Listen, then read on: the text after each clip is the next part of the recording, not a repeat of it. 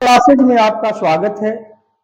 आज मैं आप लोगों को कक्षा 10th के सब्जेक्ट भूगोल के प्रथम चैप्टर भारत संसाधन एवं उपयोग है ना से दूसरा वीडियो बनाने जा रहा हूं।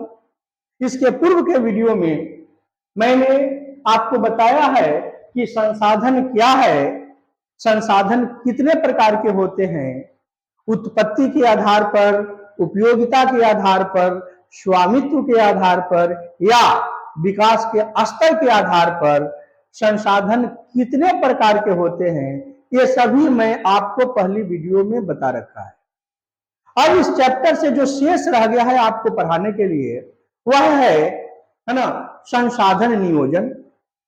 फिर हमको ये पढ़ना है कि भारत जैसे राष्ट्र में संसाधन नियोजन क्यों आवश्यक है और संसाधन का नियोजन हम है ना कैसे कर सकते हैं, किन किन स्टेपों को उठा करके है ना हम संसाधन का नियोजन कर सकते हैं। और उसके बाद लास्ट में इस चैप्टर में हमको पढ़ना है कि संसाधनों का संरक्षण हम कैसे कर सकते हैं, है ना। संसाधनों के संरक्षण हेतु भारत में या फिर अंतरराष्ट्रीय जगत में यानी विश्व में कौन कौन से प्रयास किए गए हैं, है ना, इन सभी का अध्ययन हम इस चैप्टर में करने वाले हैं, है ना। तो शुरू करने से पहले हमारा आपसे गुजारिश है कि यदि आप हमारे चैनल पे पहली बार हैं तो प्लीज है ना उसे सब्सक्राइब करेंगे, है ना, उसे लाइक करेंगे और अपने दोस्तों के बीच शेयर करने का काम करेंगे, है ना। तो आइए अब हम शुरू करते हैं। तो आज का हमारा है ना पहला टॉपिक रहेगा संसाधन नियोजन। क्या है बाबू? संसाधन नियोजन। देखिए ध्यान से समझिएगा, संसाधन नियोजन क्या है? संसाधन नियोजन। अब इसको समझिएगा, संसाधन को तो हम पहली वाली वीडियो में बता चुके हैं कि संसाधन क्या है। अब रही बात नियोजन। नियोजन का मतलब होता है नियोजन यानी योजना बनाना, प्लानिंग, है ना। मतलब हम संसाधनों का उपयोग कैसे करें, है ना, कैसा हम प्लानिंग बनाए कि कम संसाधन से भी हम अपनी ज्यादा से ज्यादा आवश्यकताओं की पूर्ति कर सके, उससे ज्यादा लाभ उठा सके, हमारा संसाधन भी संरक्षित रह जाए, सुरक्षित रह जाए, है ना। बात समझ गए ना? तो उसका हम अध्ययन करने जा रहे हैं। बात समझ गए? तो अब देखेंगे कि संसाधन नियोजन आ जाएगा आप लोगों को कि संसाधन नियोजन से आप क्या समझते हैं, है ना। तो संसाधन नियोजन से आप क्या समझते हैं, है ना, अगर आता है तो इसकी परिभाषा आप क्या लिखेंगे? तो आप लिख सकते हैं कि संसाधनों का विवेकपूर्ण उपयोग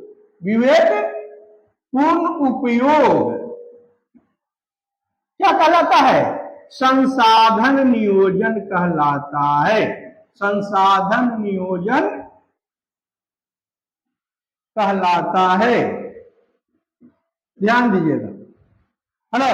कहता है कि संसाधन नियोजन क्या है? तो संसाधनों का विवेकपूर्ण उपयोग ही संसाधन नियोजन है। संसाधनों का विवेकपूर्ण उपयोग करना ही क्या है? संसाधन नियोजन है ना। ऐसा नहीं कि हमारे पास संसाधन है, विपुल मात्रा में है और हम लापरवाही के साथ उसको है ना यूज कर रहे हैं, उपयोग कर रहे हैं, है ना, अपनी बुद्धि और विवेक नहीं लगा रहे हैं कि आखिर हमें इतनी वस्तु का ही प्रोडक्ट करना है तो इसके लिए हमको एक कच्चे माल कितनी मात्रा में लगाना चाहिए, एक खनिज कितनी मात्रा में लगाना चाहिए, है ना। हम उस पर ध्यान न दे करके है ना लापरवाही के साथ है ना हम जो है फिजूल मात्रा में संसाधनों का क्या करते जा रहे हैं? व्यय करते जा रहे हैं। तो यह कोई विवेकपूर्ण है ना उपयोग नहीं हुआ।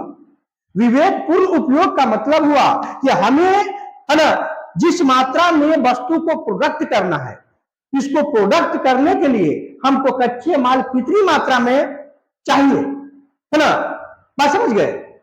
कितनी मात्रा में हमको इसको प्रोडक्ट करने में श्रमिक चाहिए, है ना, समझे ना। तो अगर यह समन्वय स्थापित करते हैं कि कितना प्रोडक्ट करना है और उसके लिए संसाधन हमको कितना चाहिए, ये समन्वय है ना ही विवेकपूर्ण उपयोग है ना, अपनी बुद्धि को अप्लाई करके। ऐसा नहीं कि मान लीजिए एक हम उदाहरण ले लेते हैं घर परिवार से कि आपके यहाँ कोई 4-5 गेस्ट आ गए। अब 4-5 गेस्ट के लिए आपको रोटी बनानी है, तो ऐसा तो नहीं ना होगा बाबू कि आपके किचन में है ना जो डिब्बे में आटा रखा हुआ है ना, मान लीजिए कि 20 किलो आटा रखा हुआ है, 5 आदमी के लिए रोटी बनाना है, तो 5 आदमी के रोटी के लिए मान लीजिए कि आधा केजी आटा या फिर 3 पाव आटा की आवश्यकता पड़ेगी उसको रोटी बनाने के लिए। और आपके घर में 20 केजी अगर आटा है तो उसको है ना, अब उस गेस्ट को रोटी बनाकर खिलाने के उद्देश्य से हम 10 किलो आटा लिए और उसको पानी डालकर क्या कर दिए, सान दिए, है ना। अब बताइए पानी डाल के सान दिए है ना, तो क्या वो 5 गेस्ट के लिए वो 10 केजी आटा लग जाता? नहीं ना लगेगा, है ना। आप आटे का क्या कर रहे हैं, बर्बादी कर रहे हैं, है ना। मान लीजिए कि 5 व्यक्ति के भोजन बनाना है ना, अब चूल्हे पर बना रहे हैं, कोयले से बना रहे हैं, तो ऐसा नहीं ना है कि आप यहाँ कोयले है ना बड़ी मात्रा में है तो उससे लिए भर चूल्हा जो है क्या कोयला डाल दिए, है ना। अब पता चल रहा है का भाई कि रोटी तो कब के बन गया, है ना, अभी कोयला जो है चूल्हे में जल ही रहा है, तो आप कोयले का क्या कर रहे हैं, बर्बादी कर रहे हैं। यह कोई विवेकपूर्ण उपयोग नहीं कहलाएगा, ठीक है। तो है ना संसाधन नियोजन का मतलब क्या है, तो संसाधन नियोजन का मतलब है कि संसाधनों का विवेकपूर्ण उपयोग, है ना, कि हमको अगर किसी वस्तु का उत्पादन करना है तो इसके लिए हमको कच्चे माल के रूप में कितना संसाधन, कौन कौन सा संसाधन चाहिए, ताकि है ना उसका फिजूल खर्ची ना हो, उस हमारे लिए संरक्षित रहे। बात समझ रहे ना, है ना। तो ये कहलाया संसाधन नियोजन विवेक। अब है ना जहां तक भारत की बात है, तो भारत जैसे राष्ट्र के लिए जहां पर है ना विश्व की दूसरी सबसे बड़ी जनसंख्या वास करती है, यानी भारत की जनसंख्या काफी सघन है, और एक तरफ तो है ना विशाल जनसंख्या है, दूसरी तरफ अगर हम संसाधनों को देखते हैं तो भारत में संसाधनों का वितरण जो है वह एक समान नहीं है ना। किसी क्षेत्र में हम देखते हैं कि कोई क्षेत्र संसाधन संपन्न है और कोई क्षेत्र ऐसा है जो संसाधन से विपन्न है। कोई क्षेत्र, कोई राज्य ऐसा है जिसमें कोई एक ही संसाधन पर्याप्त मात्रा में है, दूसरे या अन्य संसाधन वहां नहीं है ना। बात समझ गए। और कोई तो ऐसा भी राज्य है जहां पर है ना खनिज के नाम पे कोई संसाधन है ही नहीं, है ना। तो जिस देश में संसाधन संबंधी इतनी विभिन्नता है, इतनी असमानता है और जनसंख्या भी बहुत बड़ा रख रहा है, वैसे देश के लिए संसाधन नियोजन बेहद जरूरी हो जाता है ना, बेहद जरूरी हो जाता है, ताकि है ना क्षेत्रीय स्तर पर है ना संतुलन को हम क्या रख सके, बनाए रख सके, है ना, और सभी क्षेत्रों का समान रूप से विकास हो, इसके लिए संसाधन नियोजन बेहद जरूरी। भारत को ही उठाइए, भारत में कई राज्य, जैसे मान लीजिए कि है ना झारखंड को उठाते हैं, मध्य प्रदेश को उठाते हैं, छत्तीसगढ़ को उठाते हैं, तो यह ऐसा राज्य है जो कोयला और अन्य खनिजों से परिपूर्ण है, यह पर्याप्त मात्रा में यहां है ना। दूसरी तरफ अगर बिहार को उठाते हैं तो बिहार चूना पत्थर के मामले में है ना हम कहते हैं कि समृद्ध है। अगर हम अरुणाचल प्रदेश को उठाते हैं तो अरुणाचल प्रदेश जल संसाधन जो है ना उस मामले में संपन्न है। अगर हम राजस्थान को उठाते हैं तो राजस्थान वहां पर सौर ऊर्जा सौर ऊर्जा की अपार संभावनाएं हैं, है ना। लेकिन दूसरी तरफ बहुत सारे हमारे देश के ऐसे राज्य हैं जो संसाधन की दृष्टि से विपन्न है, वहां संसाधन का काफी क्या है, अभाव है। जैसे अगर मैं लूं तो पंजाब और हरियाणा को उठा लें। पंजाब और हरियाणा ऐसा राज्य है जो समझिए कि संसाधन यानी खनिजों से वो समझिए विहीन है, खनिज विहीन है। तो ऐसे जो भारत के राज्य हैं कि कोई संसाधन संपन्न है तो कोई संसाधन विपन्न है, कोई संसाधनों से अमीर है तो कोई संसाधनों के मामले में गरीब है। तो वैसे देश के लिए ये जो संसाधन नियोजन है वो बहुत ही जरूरी हो जाता है, ताकि हम उसे वो जो क्षेत्रीय या स्थानीय जो संतुलन है देश के राज्यों के बीच, इस संतुलन को हम बनाए रखें। इसके लिए ये बेहद जरूरी है। बात समझ गए ना। तो अब प्रश्न ये उठता है कि आखिर संसाधनों का नियोजन हम कैसे करें, और भारत में इन संसाधनों का नियोजन कौन करता है ना, इसके लिए कौन जिम्मेवार है ना बात। तो देखिए हम आगे देखते हैं इसके आगे कि ये जो संसाधन नियोजन है, आखिर संसाधन नियोजन कैसे किया जाए। तो संसाधन नियोजन के लिए, है ना, किसी भी देश में संसाधन के नियोजन के लिए, है ना, क्या क्या किया जा सकता है, कौन कौन सा स्टेप उठाया जा सकता है, कौन कौन सा कदम उठाया जा सकता है ना, कौन कौन से उसके चरण हैं, पहले क्या करना चाहिए, फिर क्या करना चाहिए, फिर क्या करना चाहिए, आखिर संसाधन का नियोजन हम कैसे करें, है ना। तो संसाधन नियोजन, है ना, के जो चरण होंगे, संसाधन नियोजन के कुछ चरण किसी भी देश के लिए, है ना। तो सबसे पहला चरण होना चाहिए, पहला स्टेप ही होना चाहिए इसका, है ना, कि क्या करना हमको चाहिए, है ना। तो सबसे पहले, है ना, हमको किसी भी देश में संसाधन अगर नियोजन करना है तो पहले उस देश के विभिन्न क्षेत्रों में संसाधनों का पता लगाना है। इसके लिए सर्वेक्षण करना है। पहला है ना, देश के विभिन्न क्षेत्रों में संसाधनों का पता लगाना, उसका सर्वेक्षण करना, है ना। देश के विभिन्न क्षेत्रों में संसाधनों का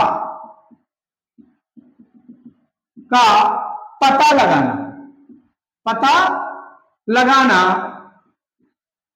है ना, यानी दूसरे शब्दों में हम क्या कह सकते हैं, सर्वेक्षण करना कि किस क्षेत्र में कौन सा संसाधन है। सबसे पहला तो कार्य यह होना चाहिए, है ना, समझ गए।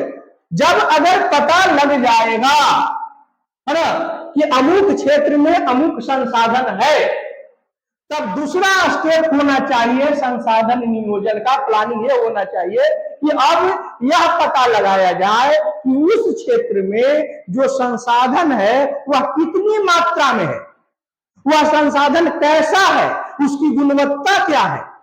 मेरी बात समझ रहे ना। पहले यह पता लगाना कि, है ना, देश के विभिन्न क्षेत्रों में कौन कौन से संसाधन है, ये पता लग जाए। उसके बाद, है ना, संसाधनों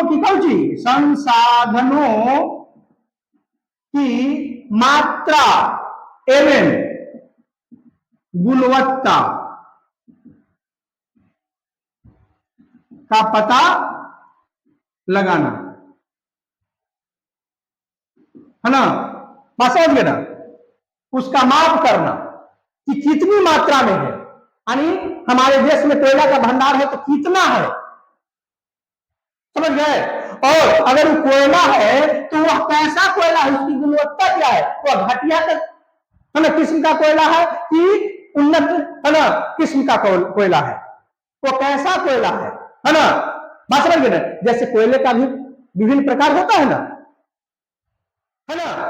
एंथ्रोसाइट, बिटुमिन्स, लिग्नानाइट, पिट्स, ये कोयले का क्या है, प्रकार है। सबसे उत्तम किस्म का कोयला एंथ्रोसाइट है, सबसे घटिया किस्म का कोयला पिट्स है। तो हमको जब ये पता लग जाए कि अमुक संसाधन उस क्षेत्र में है, तो ये पता लगाना कि उस क्षेत्र में वो जो संसाधन है वह कितनी मात्रा में है और वह कैसा है, उसकी गुणवत्ता क्या है, ये पता लगाने पता लग जाएगा था ना। अब देखिए, उसके बाद संसाधन नियोजन का तीसरा जो स्टेप होना चाहिए वो क्या होना चाहिए, उसके बाद तीसरा स्टेप होना चाहिए, है ना, कि इन संसाधनों का यूज हम कैसे करेंगे, तो तकनीक का विकास करके, टेक्निकल का विकास करके, हुनर का विकास करके, है ना। तो तीसरा स्टेप होना चाहिए कि तकनीक का विकास, है ना। यानी कहने का मतलब है कि उचित या उन्नत तकनीक का कौची विकास, है ना। यानी अब उनको यूज करने के लिए हमको तकनीक चाहिए ना, हुनर चाहिए ना, है ना। क्योंकि विज्ञान और तकनीक के अभाव में हम चाह करके भी उसका यूज नहीं कर पाएंगे। तो अगला स्टेप होना चाहिए किसी राष्ट्र का कि हम, है ना, उचित और उन्नत तकनीक का हम विकास करें ताकि ज्यादा से ज्यादा हम उसका उपयोग कर सकें।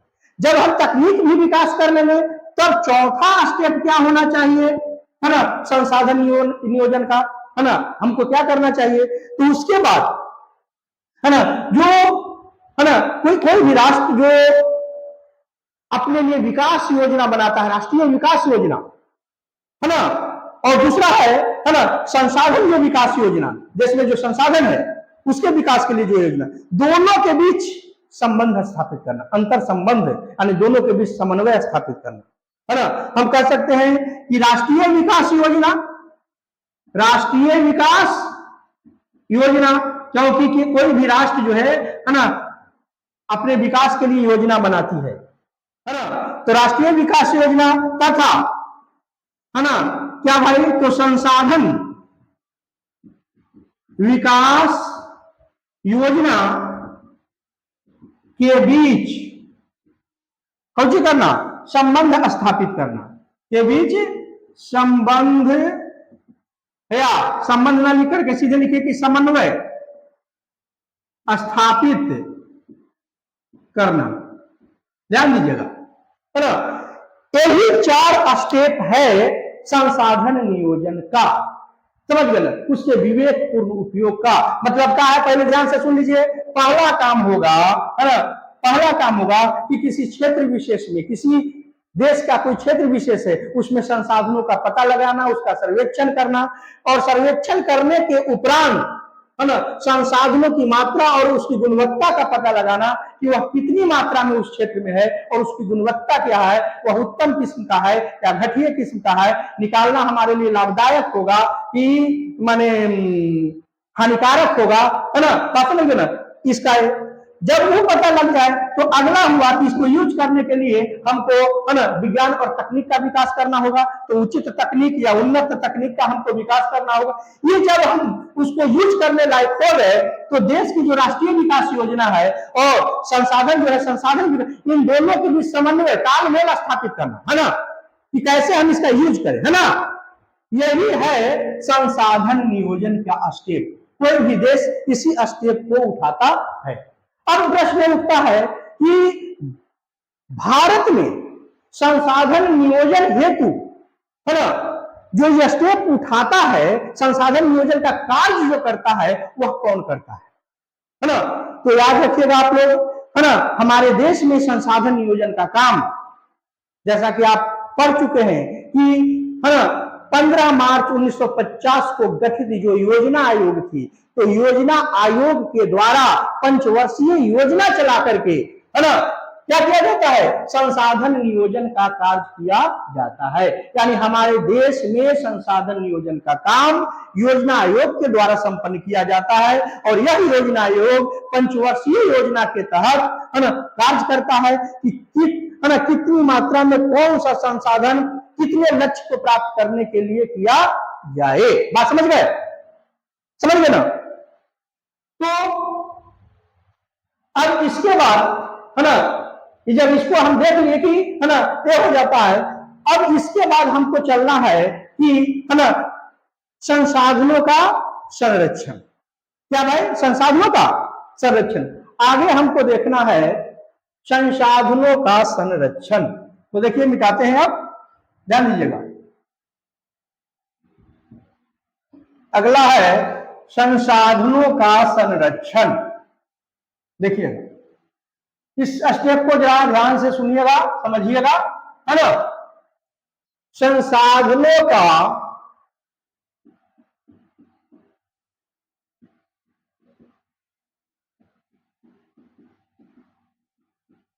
संरक्षण। अब इसको समझिए, संसाधनों का संरक्षण कहने से मतलब क्या है, ठीक है ना।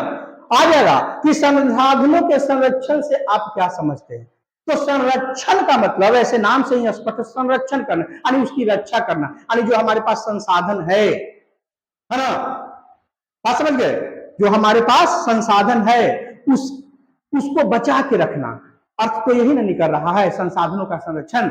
लेकिन आप याद रखिएगा, संसाधनों का संरक्षण का मतलब यह नहीं है कि हमारे पास अभी जितना संसाधन का भंडार है उसको बचा के रखना या उसका विवेकपूर्ण यूज करना, यही नहीं है। बल्कि है ना, नए नए, है ना, नए नए खादानों का पता लगा करके, उसके भंडारों का पता लगा करके, है ना, उसको माने संचयन करना भी ये संरक्षण में ही आता है। यानी संरक्षण के तहत जो संसाधन ज्ञात है, उपलब्ध है ना, उसका तो संरक्षण करना ही है, साथ ही साथ नए नए, है ना, भंडारों का पता लगाना और, है ना, उसके भंडार को बढ़ाना भी किसमें आता है, संरक्षण के तहत ही आता है। समझ गए ना, दोनों संरक्षण के तहत ही आता है। इसलिए अगर परिभाषा पूछे कि संसाधन संरक्षण से आप क्या समझते हैं, क्वेश्चन अगर रह गया, मान लीजिए क्वेश्चन है कि संसाधन संरक्षण से आप क्या समझते हैं, है ना। अगर इस तरह से क्वेश्चन हो गया, लिखिए, है ना, तो हम लोग क्या लिख देंगे, इसका आंसर क्या लिखेंगे, है ना। तो आप याद रखिएगा, एक सटीक भाषा में उसका जो आंसर देना हो तो हम क्या लिख सकते हैं, तो लिख सकते हैं कि संसाधनों का नियोजन तथा उनका विवेकपूर्ण उपयोग ही, है ना, संसाधन संरक्षण कहलाता है। ध्यान दीजिएगा, हो गया डिफिनेशन। कहता है कि संसाधन संरक्षण क्या करेंगे, तो संसाधन संरक्षण में देखिए संसाधन का नियोजन होगा और उसका विवेकपूर्ण उपयोग होगा, है ना। वहां पर आप पढ़े थे, है ना, कि संसाधन नियोजन क्या है, तो उसमें डिफिनेशन पढ़े थे कि संसाधनों का विवेकपूर्ण उपयोग संसाधन नियोजन है। इसमें आप संरक्षण में क्या पढ़े कि संसाधनों का नियोजन, तो नियोजन में आपने, है ना, 4 स्टेप पढ़े थे ना जी। उसमें क्या पढ़े थे, पहला ही स्टेप था कि देश के विभिन्न क्षेत्रों में, है ना, संसाधनों का पता लगाना, उसका सर्वेक्षण करना। तो पता जब लगाइएगा, है ना, तो संसाधन का भंडार देश में बढ़ेगा कि नहीं बढ़ेगा, तो वो भी आता है, यानी वो जो संसाधन नियोजन जो हुआ वो किसमें ही आ जाएगा, वो भी आ जाएगा संरक्षण में। नया नया जो है वो तो है ही है, नए नए और संसाधनों का पता लगाना ताकि हमारे देश में उसका भंडार बढ़े, है ना। मान लीजिए कि पहले, है ना, असम क्षेत्र में डिगबोई या फलाने में कोयला मिला, फिर मुंबई वहां पेट्रोलियम मिला, फिर मुंबई हाई में पेट्रोलियम मिला, बात समझ गया ना। तो ये क्या हो रहा है, उसका भंडार बढ़ रहा है। तो ठीक उसी प्रकार से, है ना, यहां पर समझने की कोशिश कीजिएगा, है ना, कि संरक्षण में ये दोनों चीजें आती है, नियोजन भी आ जाएगा और विवेकपूर्ण उपयोग भी, है ना। तो कहता है कि संसाधनों का नियोजन तथा उसका विवेकपूर्ण उपयोग क्या कहलाता है ना, संसाधन संरक्षण कहलाता है। और आप जानते हैं ये जो संसाधन संरक्षण है ना, हमारे देश में भी, है ना, बहुत पहले से ही, है ना, इस पर बातें होते चली आ रही है ना। ये हमारे देश में जो विकास के नाम पे संसाधनों का अविवेकपूर्ण जो उपयोग हो रहा है, मूर्खतापूर्ण जो उपयोग हो रहा है, लापरवाही के साथ जो उपयोग हो रहा है ना, हमारे देश के जो चिंतकों के लिए, हमारे देश के दार्शनिकों के लिए, है ना, ये हमेशा से चिंता का विषय रहा है ना, कि विकास के नाम पर आज जिस अंधाधुंध गति से संसाधनों का हम विदोहन कर रहे हैं, इसके विदोहन करने से विभिन्न प्रकार के, है ना, पर्यावरणिक समस्याएं क्या हो रही है, उत्पन्न हो रही है ना। पर्यावरण असंतुलित हो रहा है, पर्यावरण प्रदूषित हो रहा है ना। इसके परिणाम स्वरूप वायु प्रदूषण, जल प्रदूषण, मिट्टी प्रदूषण, है ना, समझे ना, अम्लीय वर्षा, ओजोन परत में छिद्र, समझ गए, भूमंडलीय तापन, ग्लोबल वार्मिंग जिसको कहते हैं, ये सभी समस्याएं इस अंधाधुंध उपयोग के कारण ही, इस माने कह सकते हैं कि संसाधनों का अंधाधुंध उपयोग के कारण ही यह समस्याएं उत्पन्न हो रही है ना। क्योंकि जिस विकास को लेकर हम जी रहे हैं, ये विकास नहीं बल्कि हमको विनाश की ओर ले जा रहा है।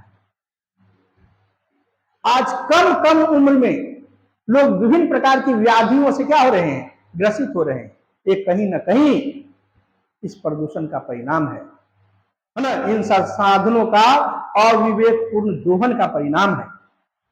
तो है ना, एक लंबे वर्षों से हमारे देश में भी,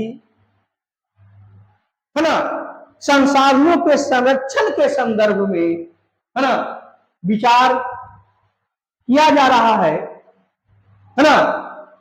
हमारे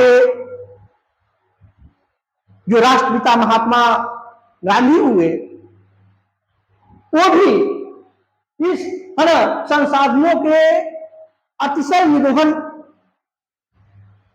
है ना, पर टिप्पणी करते हुए कहे हैं कि हमारे पेट भरने के लिए हमारे पास बहुत कुछ है। पेट भरने के लिए हमारे पेट, है ना, भरने के लिए हमारे पास बहुत कुछ है, लेकिन पेट ही भरने के लिए नहीं, है ना। क्या कहे महात्मा गांधी कि हमारे पेट भरने के लिए बहुत कुछ है, हमारे देश में, हमारी प्रकृति में, हमारी आवश्यकताओं की पूर्ति हेतु हमारे पेट भरने के लिए बहुत कुछ है, काफी है, लेकिन पेटी भरने के लिए नहीं। पेटी भरने का मतलब धनार्जन करने के लिए नहीं, है ना, कि हम अंधाधुंध गति से लोभ लालच में क्या करें, है ना, तो अंधाधुंध गति से संसाधनों का हम, है ना, अविवेकपूर्ण दोहन करते जा रहे हैं, दोहन करते जा रहे हैं। तो ये लोभ लालच से संसाधनों का केंद्रीकरण होगा और उसके अतिशय दोहन से पर्यावरण प्रदूषण होगा, जिसका कुपरिणाम हम सभी को, है ना, झेलना पड़ेगा। बात समझ गए? तो और इसीलिए जो महात्मा गांधी थे, महात्मा गांधी, है ना, ये विकास का जो चमक दमक है, इससे विरक्त वो कहते थे, महात्मा गांधी कुटीर और लघु उद्योग के समर्थक थे। वे बृहत उद्योगों के पक्षधर नहीं थे। बड़े बड़े कल कारखानों में बड़े बड़े मशीनों के प्रयोग के द्वारा वस्तुओं के निर्माण के पक्षधर नहीं थे। वे कहते थे कि इन बृहत उद्योगों के द्वारा संसाधनों का केंद्रीकरण होगा और समाज दो भागों में बटेगा, अमीर और गरीब, पूंजीपति वर्ग और मजदूर वर्ग, और समाज में विषमता आएगी। इसके उलट जब कुटीर एवं लघु उद्योग के द्वारा वस्तुओं का जब उत्पादन होगा, जिसमें श्रम की प्रधानता होगी, ज्यादा से ज्यादा लोगों को रोजगार मिलेगी, है ना, उनमें कार्य कुशलता बढ़ेगा, उसमें कौशल का विकास होगा, है ना, तो पूंजी का कहीं विकेंद्रीकरण होगा, है ना, पूंजी का भी केंद्रीकरण होगा, है ना। इसीलिए वे कुटीर और लघु उद्योग के पक्षधर थे। हाँ, वो बृहत उद्योग के संदर्भ में कहते थे कि बृहत उद्योग से वस्तुओं का उत्पादन तब किया जाए जब लघु एवं कुटीर उद्योग से वस्तुओं का जब उत्पादन नहीं हो सकता है, किसी वस्तु का उत्पादन नहीं हो सकता है, वो जब भी होगा तो बृहत उद्योग से होगा। वैसी स्थिति में किया जाए। वे कोई बृहत उद्योग या बड़े उद्योग का विरोधी नहीं रहे हैं, वो कहे कि होना चाहिए, लेकिन कब? जब लघु और कुटीर उद्योग अक्षम हो जाए उस वस्तु के उत्पादन करने में, है ना। ऐसा जब होगा, है ना, क्योंकि बड़े बड़े उद्योगों में क्या होता है ना, बड़े पैमाने पर कच्चे माल का प्रयोग होता है ना, पानी संसाधन का उपयोग होगा, है ना, बड़ी मात्रा में। तो ऐसी स्थिति में, है ना, माने संसाधनों का ज्यादा भी दोहन होगा और संसाधन जल्द क्या होंगे, समाप्त होंगे, है ना। तो इसकी रक्षा के लिए उन्होंने कहा, है ना, कि नहीं, कुटीर और लघु उद्योग को प्रश्रय देना चाहिए, है ना। इससे हमारा संसाधन का भी क्या रहेगा, संरक्षण बना रहेगा, हमारा पर्यावरण भी संतुलित बना रहेगा। बात समझ गए ना, है ना। हालांकि हमारे देश में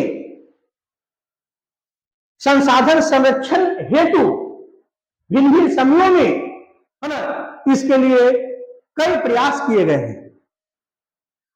हमारे देश में बहुत सारे समाज सेवी हुए, बहुत सारे पर्यावरणविद हुए, है ना, जिन्होंने पर्यावरण की रक्षा के लिए, है ना, आवाजें उठाई, है ना, पर्यावरण की रक्षा के लिए नेतृत्व किया लोगों का, है ना। उनमें आप सुंदरलाल बहुगुणा का नाम सुने होंगे, ठीक है। माने राष्ट्रीय स्तर पर देश में भी संसाधनों के संरक्षण के लिए, पर्यावरण के संरक्षण के लिए, है ना, समय समय पर बहुत सारे हमारे क्या हुए, योद्धा हुए जो इसके रक्षा के लिए आगे आए।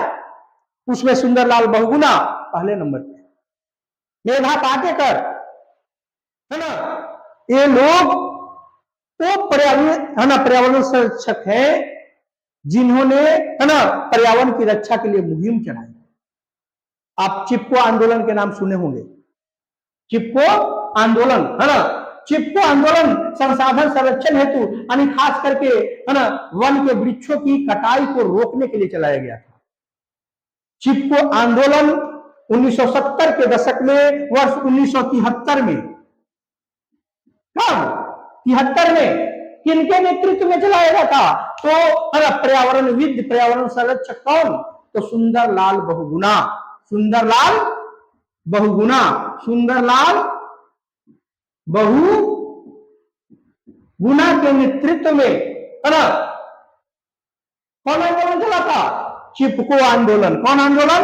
चिपको आंदोलन, है ना।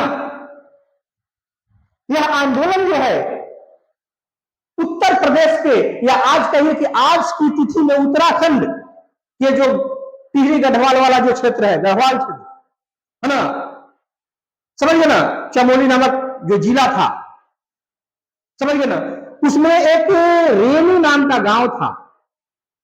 उस रेणु गांव से ही चिपको आंदोलन का प्रारंभ हुआ था, क्योंकि उस रेणु गांव के बगल में जो जंगल थे, जंगल में देवदार, अंगू नाम के सब वृक्ष थे, है ना, और क्योंकि जंगल में रहने वाले आदिवासी होते हैं, तो वो लोग, है ना, जंगल को के वृक्षों को एकदम समझिए कि देवता की तरह पूजते हैं, तो कभी नुकसान पहुंचाते नहीं है।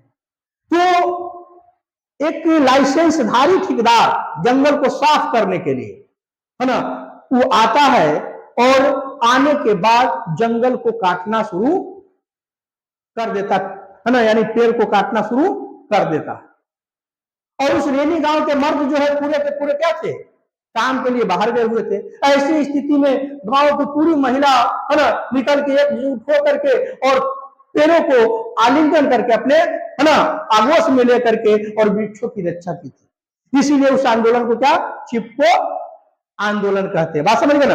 और इसका नेतृत्व किए थे सुंदरलाल बहुगुणा। अब बताइए वन क्या है, तो वन के वृक्ष भी संसाधन है, तो संसाधनों का क्या किया, रक्षा। उसी तरह से है ना मेधा पाटेकर के नाम आप सुने होंगे, इनका मेधा पाटेकर है ना, इनका संबंध नर्मदा बचाओ आंदोलन से है। कौन बचाओ आंदोलन, नर्मदा है ना, नर्मदा बचाओ आंदोलन किसने चला, इसका नेतृत्व कौन किया, तो मेधा पाटेकर ने। ठीक है, नर्मदा क्या है भाई, नदी है ना, समझ गए ना।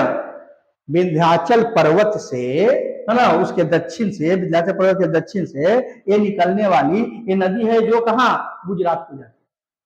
तो नर्मदा नदी पर विकास के नाम पे है ना कई बांधे क्या बनाए, कई बांधे, उसमें से सबसे बड़ा बांध सरदार सरोवर बांध इस नदी पर ही।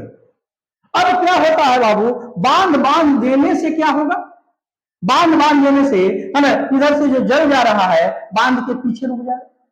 तो नदियां जो है मिट्टी की जो कटाव करती है अपने तट और तली को, तो बहाते हुए लाएगी और बांध के पास ऐसे जमा करेगी, तो जमा कर देगी तो तली में है ना बालू ही बालू जब जमा हो जाएगा, गौर कीजिएगा। तो अब थोड़ा सा भी बारिश होगी ना, तो चूंकि है ना नदी तो क्या है ना बालू से भरा हुआ है ना, थोड़ा सा भी पानी आएगा तो तट की तरफ भीग देगा, दोनों तटों पर क्या हो जाएगा, भीग देगा। अब दोनों तटों पर भीग देगा तो दोनों तटों पर जो गांव हुआ, दोनों तटों पर जो है ना वन के पेड़ पौधे जो है वो पास लग गए, तो गांव जो है वो जल से डूब जाएंगे, बाढ़ के कारण जल से जल प्लावित हो जाएगा। ये क्षेत्र जब जल प्लावित हो जाएगा दोनों तरफ, तो है ना जल के है ना भर जाने से जो पेड़ पौधे हैं वो सूख जाएंगे। पेड़ पौधे में रहने वाले जो जीव जंतु हैं है ना वो लुप्त हो जाएंगे, वो पलायन हो जाएंगे, वो बेघर हो जाएंगे। यहां तक कि जो लोग घर बना करके रह रहे थे वो भी विस्थापित हो जाएंगे। बात समझ गए। यही नहीं, जल जमाव होने के कारण मिट्टी जो है अनुर्वरक और बंजर हो जाएगी। तो बताइए ये नर्मदा के कारण, ये बांध बांधने के कारण हम देख रहे हैं कि संसाधनों की काफी क्षति है, वन का नाश हो रहा है, भूमि बंजर हो रही है ना, वन पशुओं का आश्रय छीन रहा है ना। और यही नहीं, नर्मदा नदी भी बांध बांध देने से क्या हो जा रही है ना, वो है ना बालू से भरते जा रही है। इसीलिए उन्होंने आंदोलन चलाए नर्मदा बचाओ, क्योंकि नर्मदा बांध बांधने से ये समाप्त हो जाएगी। ये कौन चलाए, तो ई चलाए मेधा पाटेकर। कौन, मेधा पाटेकर। कब, तो 1985 ईस्वी, है ना, बात समझ गए, समझे। कब, 1985 ईस्वी में नर्मदा बचाओ आंदोलन। यही नहीं, और भी संसाधन संरक्षक में हमारे हुए है ना, जैसे संदीप पांडे। कौन, संदीप पांडे। संदीप पांडे का संबंध उत्तर प्रदेश से है।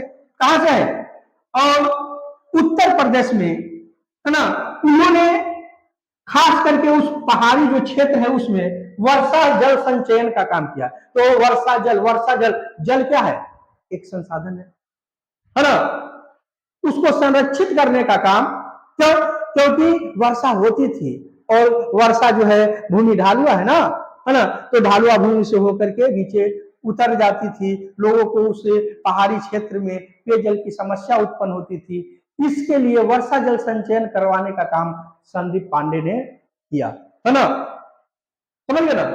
उसी तरह से आप राजेंद्र सिंह के नाम सुने होंगे, इनका संबंध राजस्थान से है ना, राजेंद्र सिंह, राजेंद्र सिंह, समझ ना, इनका संबंध कहां से है? राजस्थान से है ना। इनको जो है वाटरमैन ऑफ इंडिया कहा जाता है, भारत का जल पुरुष, क्योंकि राजस्थान जहां पर पेयजल का अभाव है ना, वहां पर है ना, इन्होंने जो कहने का मतलब है कि जो बंजर है उसको भी खुशहाल, उस क्षेत्र को भी खुशहाल करने का क्या किया? काम किया, है ना। समझ गए? तो हमारे देश में भिन्न भिन्न समूहों में भिन्न भिन्न लोगों ने संसाधन संरक्षण का प्रयास किया, कार्य किया, आज भी क्या है? जारी है। ठीक उसी के तर्ज पर विश्व स्तर पर भी पर्यावरण के संरक्षण हेतु, संसाधनों के संरक्षण हेतु भिन्न भिन्न समूहों में भिन्न भिन्न तरह के प्रयास किए गए हैं। अब जरा है ना, अंतरराष्ट्रीय स्तर पर संसाधनों के संरक्षण हेतु कौन कौन से कार्य कब किए गए, इस पर है ना थोड़ा सा हम लोग दृष्टिपात कर लेते हैं, है ना। जैसे अगर देखा जाए तो संसाधनों के संरक्षण हेतु या पर्यावरण के संरक्षण हेतु अंतरराष्ट्रीय स्तर पर पहली बार अगर वकालत किसी ने किया तो वह था club of Rome, club of Rome, है ना, क्लब ऑफ रोम। यह जो है क्लब ऑफ रोम क्या है भाई? तो समझिए कि यह एक अंतरराष्ट्रीय मंच है। किसका? तो बुद्धिजीवियों का, वैज्ञानिकों का, समाजसेवी एवं व्यापारियों का, है ना। वो एक अंतरराष्ट्रीय मंच ही देता है जो इस बात पर विचार करता है कि जो वर्तमान में जो पर्यावरणिक समस्याएं उत्पन्न हो रही है, पर्यावरणिक जो मुद्दे इसको कैसे दूर किया जाए, इस पर वो विचार करती है। तो पहली बार पहल अंतरराष्ट्रीय स्तर पर किसी ने किया तो वह किया क्लब ऑफ रोम, है ना, जिसका गठन जो हुआ था 1968 ईस्वी में हुई थी, है ना। क्लब ऑफ रोम का गठन कब हुआ था? 1968 ईस्वी में हुई थी। समझ गए ना? कहा रोम? रोम कहां है? इटली में, इटली में। यह अंतरराष्ट्रीय एक तरह से मंच हुआ जो इस बात पर विचार करती है, सोचती है कि जो अमुक अमुक है ना पर्यावरणिक मुद्दे हैं इसको कैसे हल किया जाए। तो पहला पहल जो हुआ था 1968 में क्लब ऑफ रोम के द्वारा। बात समझ लेना। अब देखिए, अब इसके बाद अंतरराष्ट्रीय स्तर पर पर्यावरण संरक्षण हेतु या फिर संसाधन के संरक्षण हेतु और क्या किया गया? तो इसके बाद है ना दूसरा हुआ 1972 में। कौन भाई? तो 1972 में, 1972 याद रखिएगा। 1972 में क्या? तो 1972 में यूरोपीय देश जो हम कहते हैं स्वीडन, तो स्वीडन की राजधानी कहां है? स्टॉकहोम, है ना। कहां है बाबू? स्टॉकहोम। तो स्वीडन के राजधानी स्टॉकहोम में 1972 ईस्वी में पर्यावरण संरक्षण हेतु एक विश्व शिखर सम्मेलन का आयोजन किया गया। याद रखिएगा, वर्ष 1972 ईस्वी में यूरोपीय देश स्वीडन के राजधानी स्टॉकहोम में, क्या? स्टॉकहोम में पर्यावरण संरक्षण हेतु, पर्यावरण के रक्षा को ध्यान में रखते हुए, है ना, एक विश्व शिखर सम्मेलन का आयोजन किया गया। समझ लेना, विश्व शिखर सम्मेलन का क्या किया गया? आयोजन किया गया। ठीक है। और इसी विश्व शिखर सम्मेलन जो 1972 में आयोजित हुई, इसी शिखर सम्मेलन में यह निर्णय लिया गया कि लोगों में, विश्व के लोगों में पर्यावरण के प्रति जन जागरूकता पैदा करने के लिए हम लोग अगले वर्ष से विश्व पर्यावरण दिवस मनाएंगे और उसके लिए एक तिथि निर्धारित किया 5 जून।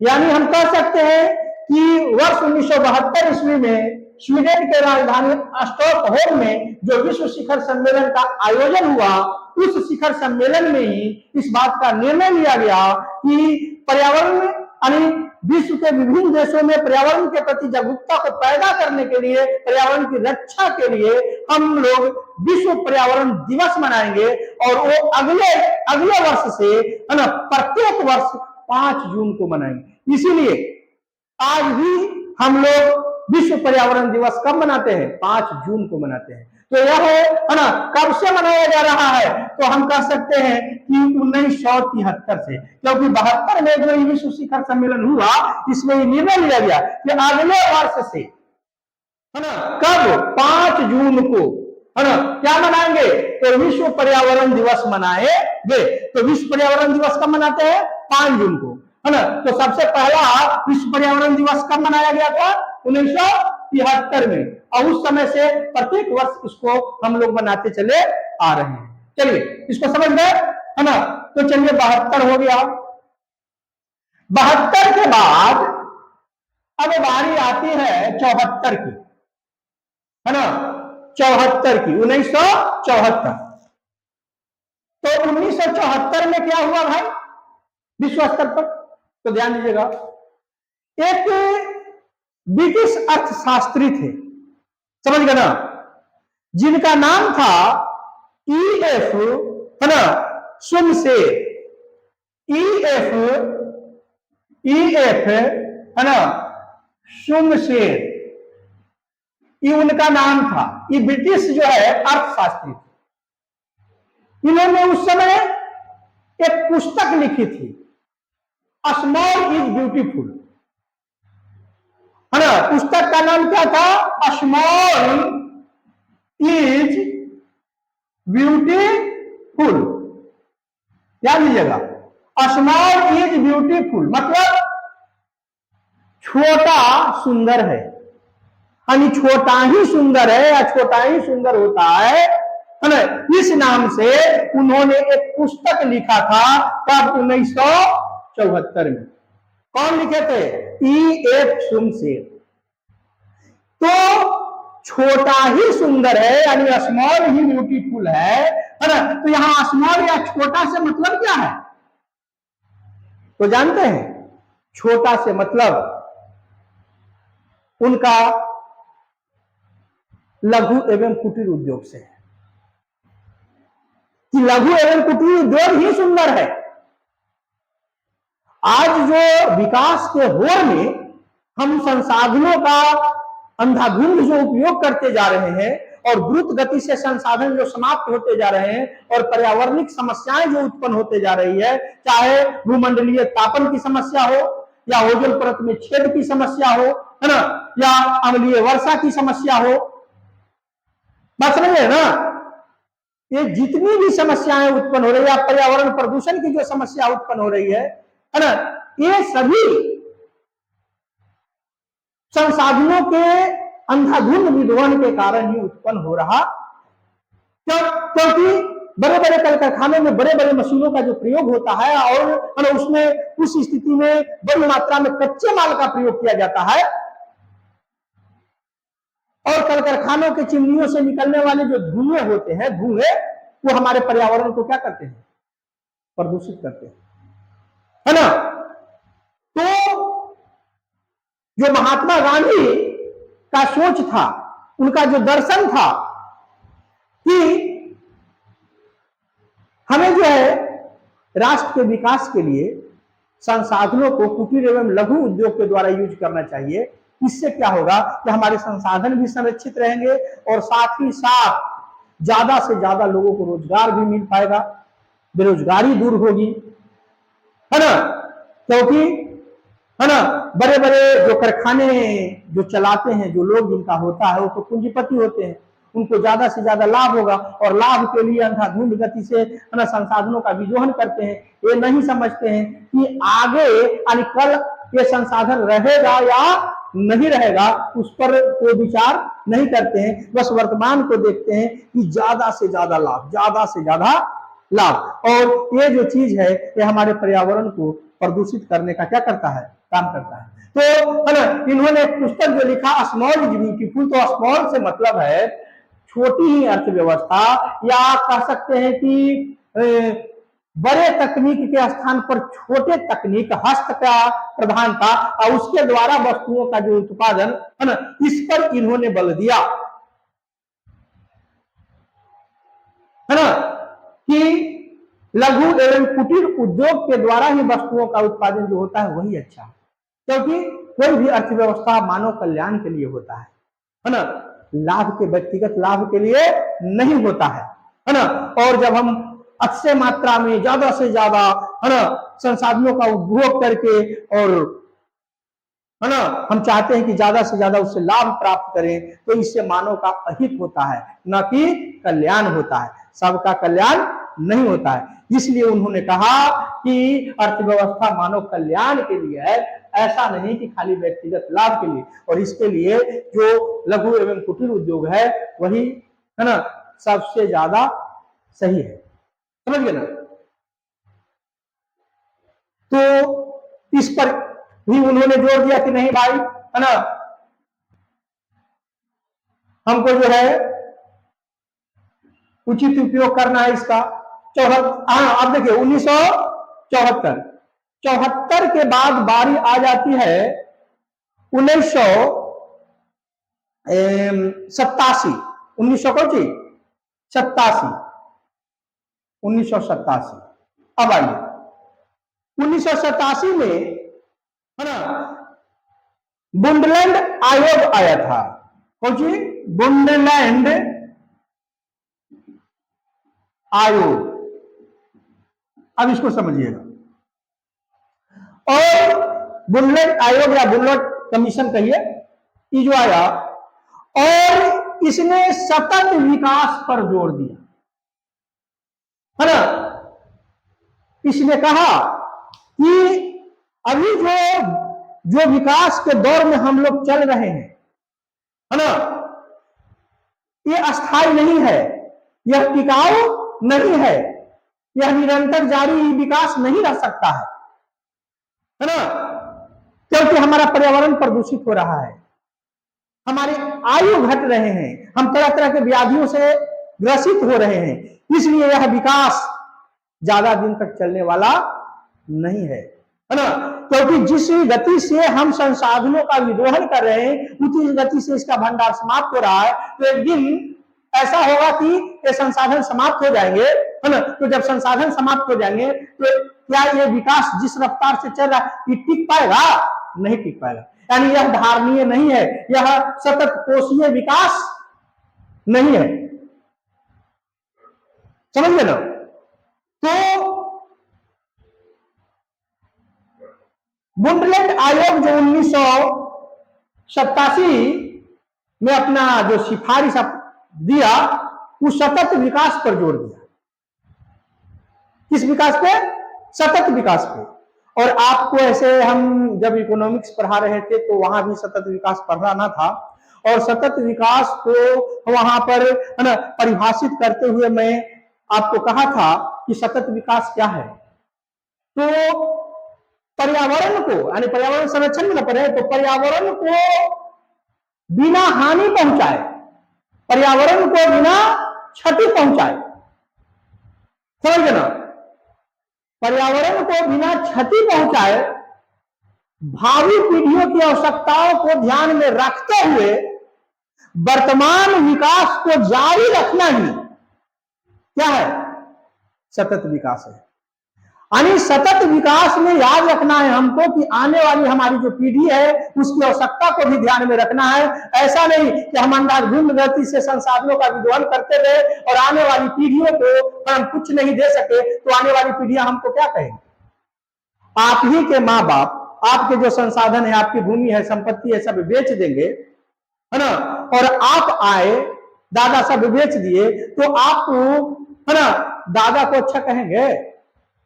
नहीं ना। अगर अच्छे दादा होंगे, अच्छे पिता होंगे तो सोचेंगे कि आने वाला जो मेरा वंशज है ना उसके लिए इसको बचा के रखें। तो सतत विकास का मतलब यही हुआ। यानी ऐसा विकास जो निरंतर जारी रहे, टिकाऊ रहे, मतलब पर्यावरण में छेड़छाड़ किए बिना, पर्यावरण को किसी तरह से हानि पहुंचाए बिना, भावी पीढ़ियों की आवश्यकताओं को ध्यान में रखते हुए वर्तमान विकास को जारी रखना ही सतत विकास है। और इस सतत विकास की अवधारणा को है ना बुंडलैंड आयोग ही लाया। बुंडलैंड आयोग क्या लाया? तो ये सतत विकास की अवधारणा को लाया। समझ में आ रही है ना बात? सतत विकास की अवधारणा को ही लाया। और जब है ना ये अपने विचार को जब प्रकाशित किया तो पूरे विश्व में समझिए कि इसके लिए एकदम तहलका मच गया, ठीक है। और पूरे विश्व 1992 ईस्वी में, क्या ईस्वी में? 1992 ईस्वी में दक्षिण अमेरिका का एक देश है ब्राजील, दक्षिण अमेरिका का सबसे बड़ा देश है कौन? ब्राजील। तो ब्राजील का शहर है ना रियो द जेनेरो। कौन शहर है? Rio de Janeiro. तो याद रखिएगा, अगला जो स्टेप हम लोग पढ़ने जा रहे हैं, है ना, और ये सभी डेट आप याद रखिएगा, पूछ देगा आपको, मैट्रिक एग्जाम में भी पूछ देगा और कंपटीशन में भी पूछ देगा, है ना, कि किसमें क्या हुआ। तो कब हुआ? 1992 ईस्वी में। कब? 1992 ईस्वी में ब्राजील का एक शहर है कौन? Rio de Janeiro. Rio de Janeiro, है ना, कि किस देश का शहर है? ब्राजील का। ब्राजील देश में ही शहर है। तो याद रखिएगा, जब बुंडलैंड समिति जो है सतत विकास की अवधारणा जब दिया तो विश्व के, है ना, बहुत सारे जो देश है, अब 1992 ईस्वी में ब्राजील के शहर रियो द जेनेरो में, है ना, एक सम्मेलन किए, है ना, जिस सम्मेलन का नाम है प्रथम पृथ्वी सम्मेलन। प्रथम पृथ्वी सम्मेलन। अगर पूछता है कि प्रथम पृथ्वी सम्मेलन कब हुआ तो हम कहेंगे 1992 ईस्वी में। कहां हुआ तो हम कहेंगे कि रियो द जेनेरो शहर में। ये रियो द जेनेरो शहर कहां है तो हम कहेंगे कि कहां कहेंगे? ब्राजील में है ना। तो याद रखिएगा, रियो द जेनेरो शहर में 1992 ईस्वी में, है ना, 1992 ईस्वी में। कब से कब तक? तो 3 जून से 14 जून, है ना। याद रखिएगा, ये जो सम्मेलन हुआ प्रथम पृथ्वी सम्मेलन, याद रखिएगा, प्रथम पृथ्वी सम्मेलन, है ना, ये कब से कब हुआ? तब हुआ कि 3 जून से 14 जून तक। आप समझ गए? कब? 1992 ईस्वी में। कहां हुआ? तो रियो द जेनेरो शहर, कहां? ब्राजील में, है ना, ये हुआ। मेरी बात समझ रहे हैं कि नहीं समझ रहे हैं? बोलिए, है ना। तो रियो द जेनेरो शहर में, है ना, ये बुलाया गया। ये जो प्रथम पृथ्वी सम्मेलन हुआ, इसमें 178, कितना बाबू? 178 देशों के प्रतिनिधि क्या लिए? भाग लिए।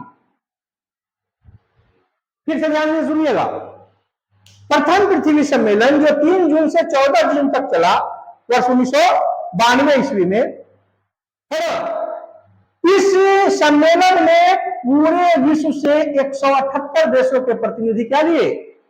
भाग लिए। और इस सम्मेलन में निर्णय लिया गया किन किन मुद्दों पे? तो इस सम्मेलन में, है ना, निर्णय लिया गया ग्लोबल वार्मिंग पे, यानी भूमंडलीय तापन पे। आज जो पृथ्वी का तापमान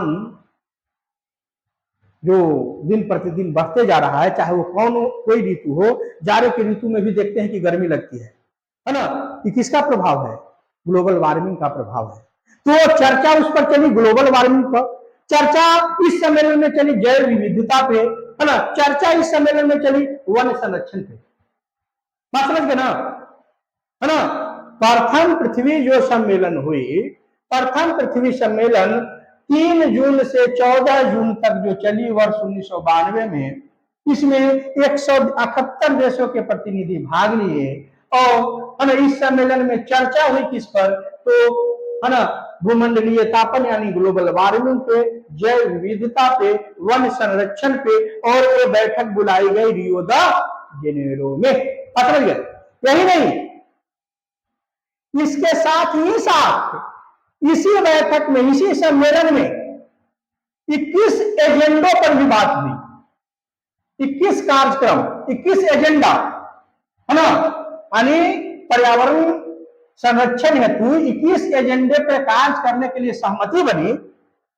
और है ना ये विभिन्न देशों को निर्देश दिया गया कि आप इस पर काम करें और इसमें जो खर्च आएगा उस खर्च के वहन करने के लिए एक विश्व पर्यावरण कोष, विश्व पर्यावरण कोष का भी गठन किया गया।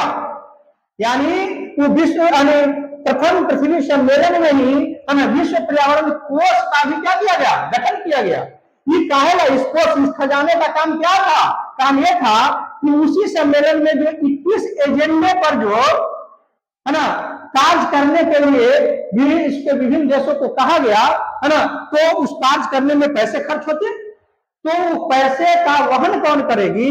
तो वो करती विश्व पर्यावरण कोष। ठीक है, ये पैसे देती, है ना, और आपको है ना पर्यावरण संरक्षण के लिए क्या करना है, कार्य करना है। तो याद रखिएगा विश्व पर्यावरण कोष का गठन भी किसमें है ना, तो प्रथम पृथ्वी सम्मेलन में। 21 एजेंडे पर कार्य करने का निर्णय किसमें? तो प्रथम पृथ्वी सम्मेलन में, है ना।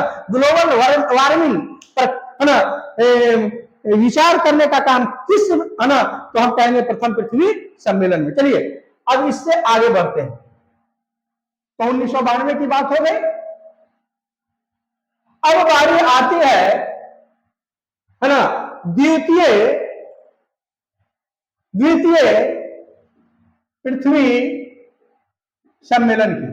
ठीक है ना, तो याद रखिएगा द्वितीय जो पृथ्वी सम्मेलन हुई है ना बाबू, ये द्वितीय पृथ्वी सम्मेलन जो प्रथम पृथ्वी सम्मेलन थी, तो प्रथम पृथ्वी सम्मेलन के 5 वर्षों के बाद द्वितीय पृथ्वी सम्मेलन का आयोजन किया गया। इस सम्मेलन को आयोजित करने के पीछे कारण था कि प्रथम पृथ्वी सम्मेलन है ना में जिन जिन मुद्दों पर कार्य करना था, तो कितना कार्य हुआ, यानी उस कार्य में कितना विकास हुआ या नहीं हुआ, इसके मूल्यांकन करने के लिए 5 वर्षों के बाद, है ना, कितने वर्षों के बाद? 5 वर्षों के बाद द्वितीय पृथ्वी सम्मेलन का आयोजन, है ना, यूएसए के यानी संयुक्त राज्य अमेरिका के शहर न्यूयॉर्क में, समझे ना, बुलाया जाता है ना। और रही बात ये द्वितीय पृथ्वी जो सम्मेलन है ना, वह जो है 23 जून से, याद रखिएगा 23 जून से 27 जून तक, है ना, ये सम्मेलन चलती है।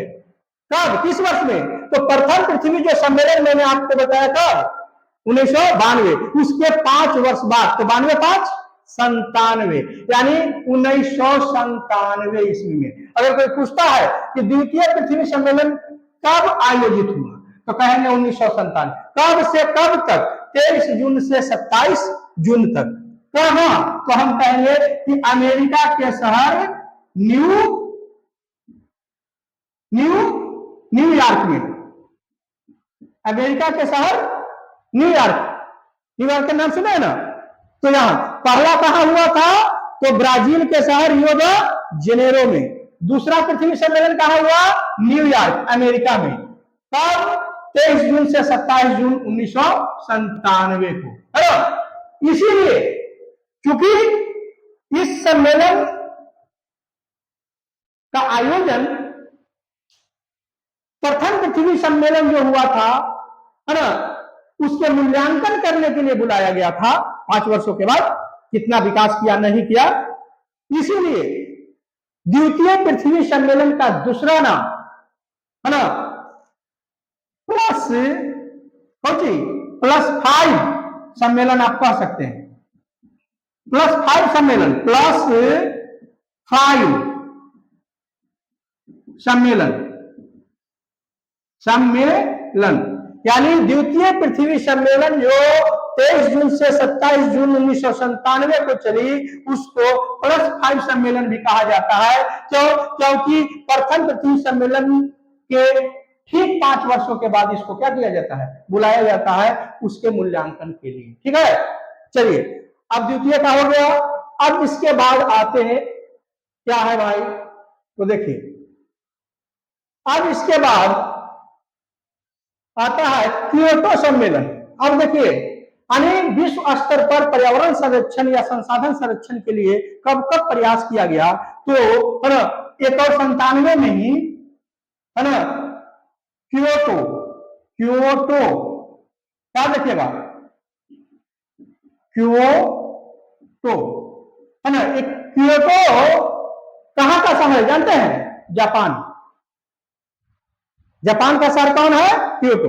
इसमें वर्ष 1997 ईस्वी में जिस वर्ष द्वितीय पृथ्वी सम्मेलन हुआ, उसी वर्ष है ना जापान के शहर क्योटो में भी है ना एक सम्मेलन का आयोजन हुआ।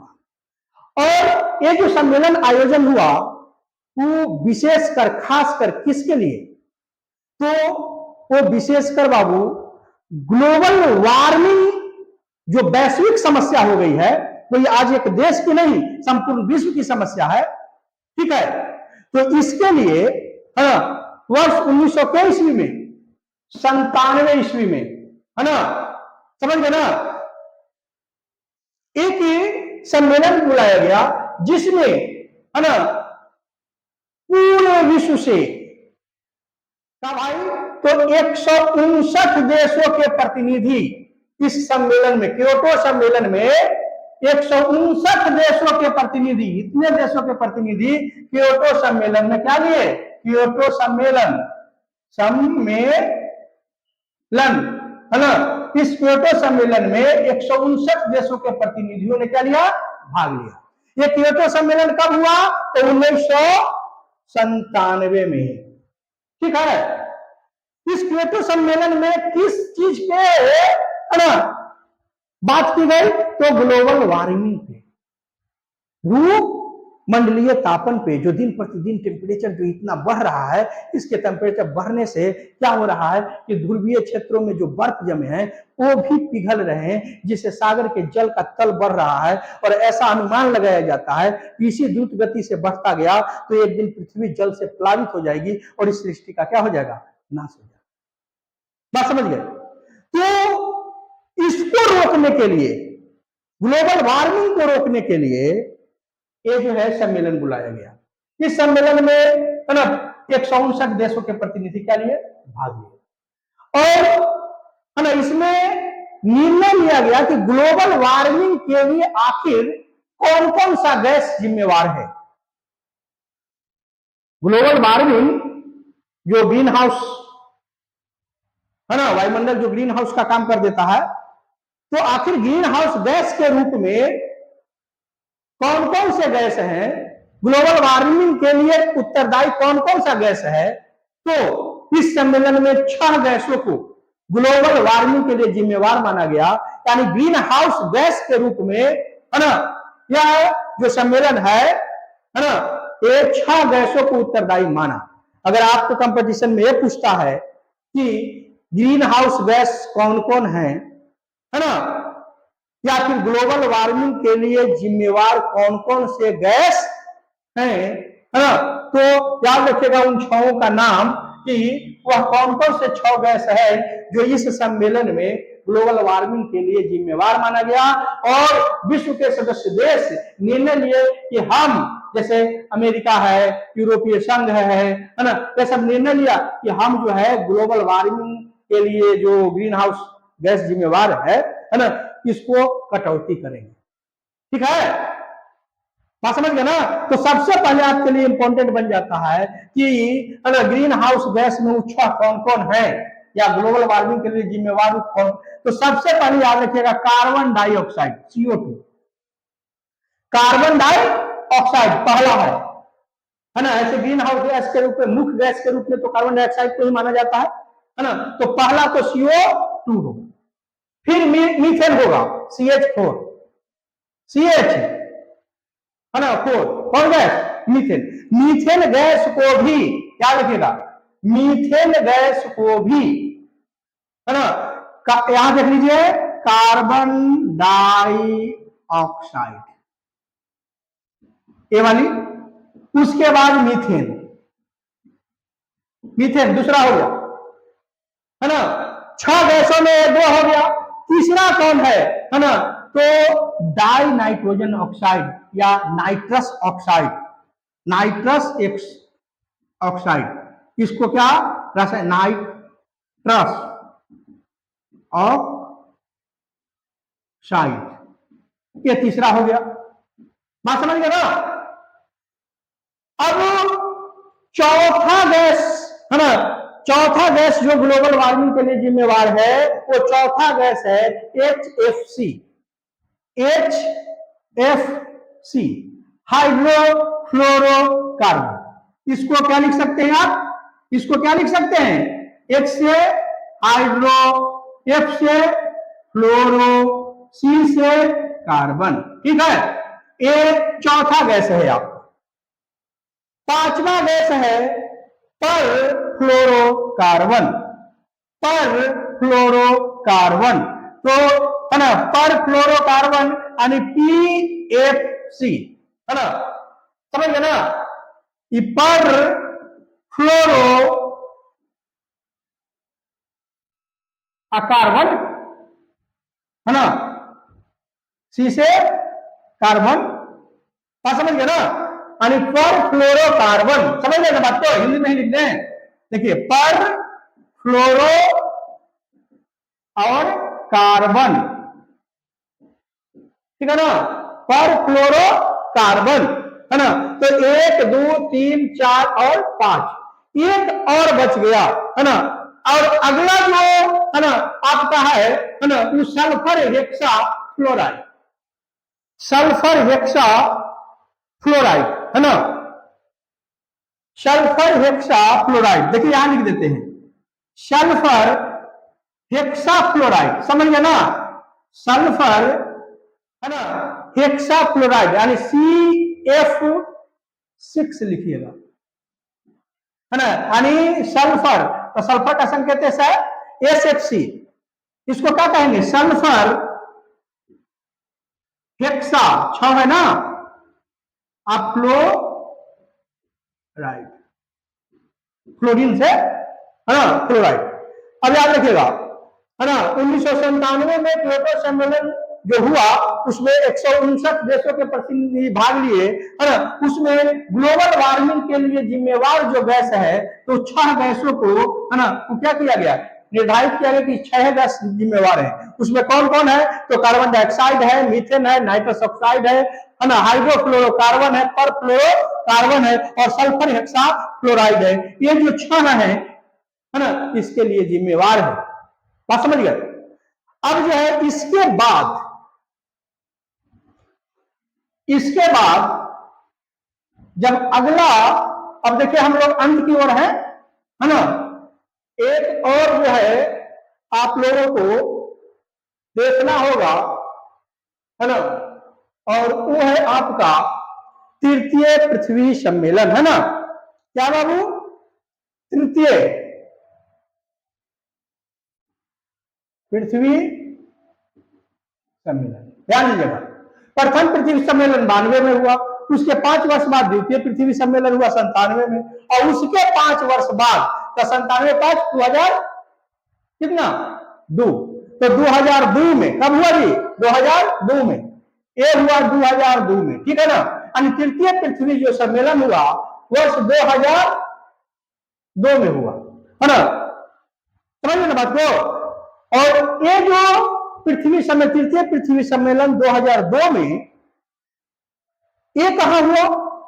तो दक्षिण अफ्रीका का एक शहर है जोहान्सबर्ग, कहां है? जोहान्सबर्ग, है ना, दक्षिण अफ्रीका का एक शहर है जोहान्स, है ना, वर्ग, जो खास करके सोने के लिए प्रसिद्ध है, गोल्ड के लिए प्रसिद्ध है। दक्षिण अफ्रीका में जोहान्सबर्ग किसके लिए प्रसिद्ध है ना, सोने के लिए प्रसिद्ध है, गोल्ड के लिए प्रसिद्ध है। तो यही दक्षिण अफ्रीका के शहर जोहान्सबर्ग में वर्ष 2002 ईस्वी में तृतीय पृथ्वी सम्मेलन क्या किया गया, आयोजित किया गया। बात समझ गया ना। इस तृतीय पृथ्वी सम्मेलन में पूरे विश्व से लगभग 2000 प्रतिनिधियों ने भाग लिया। कितना, लगभग 2000। और इस पृथ्वी जो सम्मेलन है उसमें, है ना, कितने 150 जो मुद्दे हैं, है ना, उस 150 मुद्दे पर सहमति बनाने की बात चल रही थी जो पर्यावरण संरक्षण से जुड़ा हुआ है। ठीक है ना, 150 मुद्दे पर सहमति बनाने की बात चल रही थी, है ना, कितने प्रतिनिधियों के बीच, 2000 प्रतिनिधियों के बीच। लेकिन दुर्भाग्य से सहमति नहीं बन सका। तृतीय पृथ्वी सम्मेलन जो वर्ष 2002 ईस्वी में हुई, है ना, ऐसे इसका तारीख है 26 अगस्त से 4, है ना, सितंबर, 26 अगस्त से 4 सितंबर, समझ गए ना।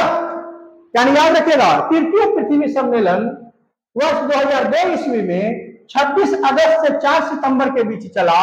वो कहां चला, है ना, दक्षिण अफ्रीका के शहर जोहान्सबर्ग में। और इस जोहान्सबर्ग में कितने देश के प्रतिनिधि भाग लिए, तो कितने देश नहीं, कितने प्रतिनिधि, कितने प्रतिनिधि, तो 2000 प्रतिनिधि। कितना बाबू, 2000 प्रतिनिधि। कितने मुद्दों पर बात करने के लिए, तो 150 यानी 150 मुद्दों पर, है ना, सहमति बनाने के लिए, है ना, इस सम्मेलन आयोजित। लेकिन दुर्भाग्य की बात है कि सहमति बन न सकी, है ना। तो आपसे पूछेगा, हमेशा कंपटीशन में भी ये सभी क्वेश्चन पूछते रहता है और आपके लिए बहुत ज्यादा इंपॉर्टेंट हो जाता है। इसलिए आप कम से कम स्थान और वर्ष जरूर याद रखिएगा कि कौन सा सम्मेलन कहां हुआ और किस वर्ष हुआ। ठीक है, प्रथम पृथ्वी सम्मेलन कब हुआ, 92 में, है ना। कहां हुआ, रियो द जेनेरो में, ठीक है ना। द्वितीय पृथ्वी सम्मेलन क्या हो, कब हुआ, तो 5 वर्ष बाद 97 में। कहां हुआ, तो अमेरिका के शहर न्यूयॉर्क में। ठीक है, तृतीय पृथ्वी सम्मेलन कहां हुआ, तो 97 से 5 वर्ष बाद यानी 2002 में। कहां हुआ, तो दक्षिण अफ्रीका के शहर, है ना, जोहान्सबर्ग में। बात समझ गया ना, है ना। तो अंतरराष्ट्रीय स्तर पर पर्यावरण संरक्षण हेतु, संसाधन संरक्षण हेतु, है ना, भिन्न भिन्न समयों में प्रयास किया जा रहा है और आगे भी किया जाता रहेगा, है ना। तो आज के वीडियो में बस इतना ही और इसी के साथ ये चैप्टर क्या होता है, आपका समाप्त होता है। आपसे गुजारिश है कि पिछले वाली वीडियो को भी ध्यान से देखिएगा, है ना, और इसको भी अच्छी तरह से, है ना, आप देखेंगे, है ना। और अंत में बस आपसे हमको यही कहना है कि यदि आप मेरे चैनल को सब्सक्राइब नहीं किए हैं तो प्लीज उसे सब्सक्राइब करें, दोस्तों के बीच शेयर करें, उसे लाइक करें। तो ठीक, आज इतना ही, धन्यवाद।